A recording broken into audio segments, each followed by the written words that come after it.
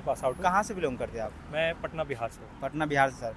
Medium कौन सा है सर? मेरा English medium. English medium. Sir अंदर जाने से पहले कोई घबराहट हो रहा था, डर हो रहा था, ऐसा कुछ? वैसे बिहारी तो डरते नहीं हैं। नहीं, ऐसी बात नहीं है। आप यहाँ पे हैं, बहुत कुछ स्टेक पे है, तो आपको डर तो ज़रूर लगता है। अच्छा। ऐसी बात नहीं है, बट वो डर को थोड़ा नॉर्मल रखना है। अच्छा। अभी पीटी का पेपर आने वाला, बहुत कम टाइम बचा है, कैसे तैयारी करते थे सर, थोड़ा बताना चाहिए आप।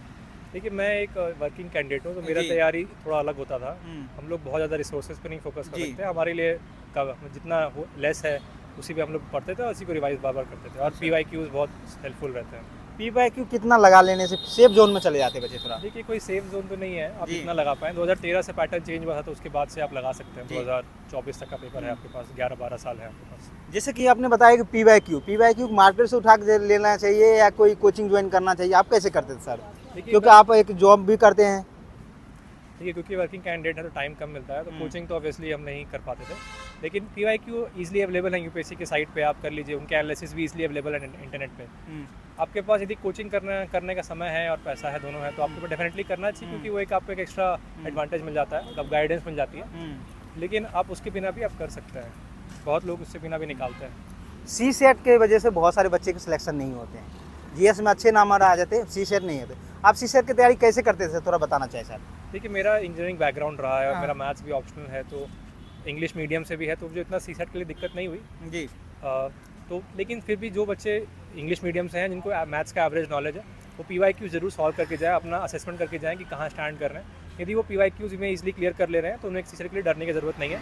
लेकिन जो बच्चे हिंदी मीडियम से हैं या मैथ्स बैकग्राउंड नहीं है, उनको थोड़ा सा मैथ्स फोकस करने की ज़रूरत आपने 2 बार बताया कि मैं मीडियम इंग्लिश है, तो मीडियम का कोई भी फ़र्क होता है क्या कुछ? है। मीडियम का फ़र्क नहीं होता है, यही है कि हिंदी मीडियम में थोड़े रिसोर्सेज कम अवेलेबल है, उनको थोड़ा खोजना पड़ता है, ऑनलाइन कम मिलेंगे, बस इतना ही अंतर होता है। बाकी तो आपका मेहनत और आपका ऑप्शनल सब्जेक्ट बताना। मेरा मैथ्स था। मैथ सब्जेक्ट है, कितना टाइम देते थे मैथ? मैथ तो बनाने का सब्जेक्ट ज़्यादातर प्रैक्टिस का है, तो कितना टाइम देते थे सर? नहीं, मैथ्स को प्रैक्टिस करना पड़ेगा आपको। रिवीजन कीजिए, प्रैक्टिस कीजिए, PYQ जितना प्रैक्टिस हो पाए। कोई इसमें फिक्स नंबर नहीं है, आपके पास जितना समय हो और जितना आप कर पाएँ उतना। SC और एथिक्स के लिए सर क्या करते थे आप? ऑनलाइन सोर्स क्या, मतलब कोचिंग लिए थे या आपने सेल्फ स्टडी किए थे, क्या बता? थोड़ा हेल्प लिया था ऑनलाइन सोर्सेज से, प्रॉपर कोचिंग तो नहीं लिया था, लेकिन ऑनलाइन सोर्सेज से ज़रूर हेल्प लिया था, जो भी अवेलेबल है। और अपना आप देखिए, ऐसे लिखिए और उसको आप अपने दोस्तों को भेजिए, they will help you guide, कहाँ कमी है, उनको कैसा लग रहा है पढ़ने में, क्या उस पर आप कितना उसमें डायमेंशंस ऐड कर सकते हैं।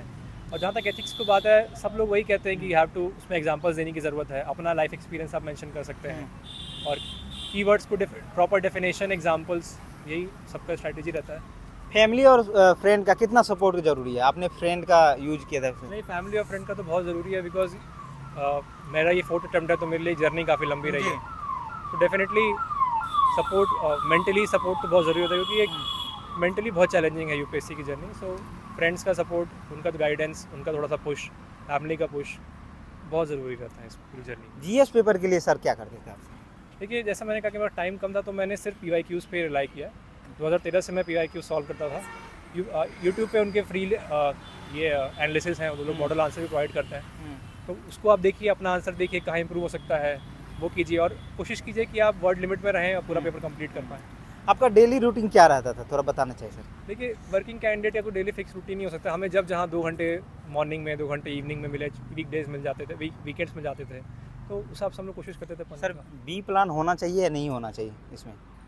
देखिए, बी प्लान के मैं आपको एडवांटेजेस बता सकता हूँ कि यदि आप कहीं पे हैं, तो आपका, जैसे मैं एक वर्किंग कैंडिडेट हूँ, तो मेरे पास ये डर ख़त्म है कि नहीं हुआ तो क्या, फाइनेंसेस भी हो जाते हैं थोड़े से, मॉनेटरी सपोर्ट भी रहता है बी प्लान का। और ये जर्नी बहुत अनप्रेडिक्टेबल है, कई लोग का फर्स्ट अटेम्प्ट में हो जाता है, कई का 6th में होता है, कहीं का नहीं होता है कई लोगों का। तो प्लान भी ज़रूर होना चाहिए, क्योंकि जब आप ख़त्म करेंगे 6th अटेम्प्ट, तो आपका 30 साल एज रहेगा, आपका एज नहीं रहेगा बाकी के एग्जाम्स देने का। तो पहले से आप 2-3 अटेम्प्ट नहीं हुआ, तो आप एक प्लान बी पे जाएँ और देन वापस यूपीएससी की तैयारी करें, तो एक बेटर सपोर्ट रहता है, मेंटली आपका स्टेबल रहेंगे। हाँ, तो टेंशन वगैरह बहुत ज़्यादा होगा। आपके रोल मॉडल कोई हो, बताना चाहिए। नहीं, ऐसा कुछ है, ये चीज़ नहीं है। आपको मोटिवेट जब पढ़ने का, आप जो बताए 4th है में, उस जब पढ़ने का मन नहीं होता होगा, या ये ऐसा लगता है कि छोड़ दूँ, क्या करूँ, ऐसा कुछ लगता था, या तो फिर मोटिवेशन कैसे बनाए रखे? डेफिनेटली लगता था, 4th अटेम्प्ट में है, 3 बार फेलियर लिखा है, तो डेफिनेटली बहुत बार मन किया कि छोड़ दें, बट फिर लोगों को देखते थे कि नहीं, लोग कर रहे हैं, लोगों का 5th अटेम्प्ट में हो रहा है, वर्किंग लोगों का हो रहा है, वर्किंग कैंडिडेट्स हैं उनका भी हो रहा है, सिंगल पेरेंट्स हैं उनका, मदर है उनका भी हो रहा है, तो डेफिनेटली लगा कि नहीं कंटिन्यू करना चाहिए। और समय वर्थ है, यदि आपका हो जाता है तो definitely it's worth of all your time. आपने मेंस के लिए नोट्स बनाए थे क्या, अलग अलग सब्जेक्ट का, या देखिए मैथ्स के तो नोट्स रहते ही हैं क्योंकि वो एक अलग पूरा अलग साइंस सब्जेक्ट, साइंस ऑप्शनल है। बाकी जहाँ पे मेन GS 1 2 3 4 था तो कुछ करना नहीं है, वही जो सिलेबस है यूपीएससी का, उसे कीवर्ड्स लेके उन्हीं पे आप नोट्स बना सकते हैं जैसा आपको अंदर में किस टाइप के क्वेश्चन एक दो रिपीट करना चाहेंगे? इंटरव्यू में। जी। इंटरव्यू में मोस्टली मेरा पैनल में तो मोस्टली डैब बेस्ड क्वेश्चन है। क्रिकेट था तो क्रिकेट पे कुछ क्वेश्चन थे, देन पब्लिक सेक्टर में तो पब्लिक सेक्टर से रिलेटेड क्वेश्चन थे। गुड़गांव में रहा हूँ तो Gurgaon and these all, Dhanbad से पढ़ा हूँ तो धनबाद में धनबाद पे कुछ क्वेश्चन थे। तो मोस्टली मेरा इंटरव्यू तो मोस्टली डैब बेस्ड ही था। AI का उपयोग किया आपने, क्योंकि आप एक इंजीनियर भी है, मैथ में ऑप्शनल है, AI ChatGPT का आपने यूज किए हैं क्या? देखिए मैंने तो यूज़ नहीं किया बट डेफिनेटली वो यूज़फुल है। बट यही है कि आपको बहुत ज़्यादा रिसोर्स डाइवर्सिफाई नहीं करना है, लेस इज़ मोर जो यूपीएससी में कहते हैं, उस पर फोकस कीजिए। करंट अफेयर के कहाँ सोर्स फॉलो करते थे, क्या बताते, मैगजीन या कोई? न्यूज़पेपर आप पढ़िए, यदि आप डेली न्यूज़पेपर पढ़ रहे हैं तो आपको कुछ और फॉलो करने की ज़रूरत नहीं है। न्यूज़पेपर फॉलो कीजिए और जो भी करंट इश्यूज़ चल रहे हैं उनको आप नोट्स उनका आप बना लीजिए। फॉर एग्जांपल हम लोग के साथ वन नेशन वन इलेक्शन बहुत चल रहा था, तो वन नेशन वन इलेक्शन के बारे में जान लीजिए, फ़ायदे क्या है, नुकसान क्या है, वे फॉरवर्ड, यही इसी आप इस पर नोट बना सकते हैं, जो भी मेन इश्यूज़ चल रहे हैं न्यूज़ में अभी। GS के लिए कितने क्वेश्चन प्रैक्टिस कर लेने से सेफ जोन में बच्चे चल जाएगा? आप एक देखिए कोई सेफ एक आपका नंबर मैथ नहीं होता बैकग्राउंड है। है तो आप एनालिसिस ज़्यादा करते होंगे सर। नहीं, ऐसी कोई बात नहीं है, कोई सेफ नंबर नहीं है। मिनिमम आप कर सकते हैं, मिनिमम आप PYQs कर सकते हैं 2013 से सिलेबस चेंज हुआ था, पैटर्न चेंज हुआ था, तो वो एक है। बाकी आप टेस्ट सीरीज़ बहुत है, आप जितना कीजिएगा वो आपको हेल्प ही होगा, बट सबको बैलेंस करके चलना है, वही मेन है। लास्ट मैसेज क्या देना चाहेंगे कि अभी PT का भी पेपर आने वाला, लास्ट मैसेज थोड़ा कुछ? लास्ट मैसेज यही कहेंगे कि देखिए ये एग्ज़ाम बहुत अनसर्टेन है, कई लोग मेहनत करते नहीं हो पाता है, बट आप मेहनत ही कर सकते हैं, वही आपके हाथ में है। तो सब लोग कहते हैं कंट्रोल द कंट्रोलेबल्स, वही मैसेज देना चाहेंगे। एक क्वेश्चन और है, अभी बहुत सारे सोशल मीडिया का ज़माना है, भटको बहुत सारे हैं, डिमोटिवेट हो जाते बच्चे, तो उसके लिए आप क्या करते थे सर? लेकिन मैं ऐसा नहीं कहूँगा कि मैं टोटली सोशल मीडिया से कट ऑफ था, डेफिनेटली थे, बट वो एक उसको आप यदि ढंग से यूज़ करेंगे, माइंड को रिफ्रेश करने में यूज़ करेंगे और तो डेफिनेटली यूज़फुल है, बट हाँ उसके थोड़ा डिस्ट्रैक्शंस वो देता है। सर कोई कोटेशन आप बताना चाहें, क्योंकि आप नहीं, ऐसा उस कुछ धरती से आते हैं, ऐसा बिहार कुछ से, तो नहीं। बिहार में ज़्यादा थोड़ा।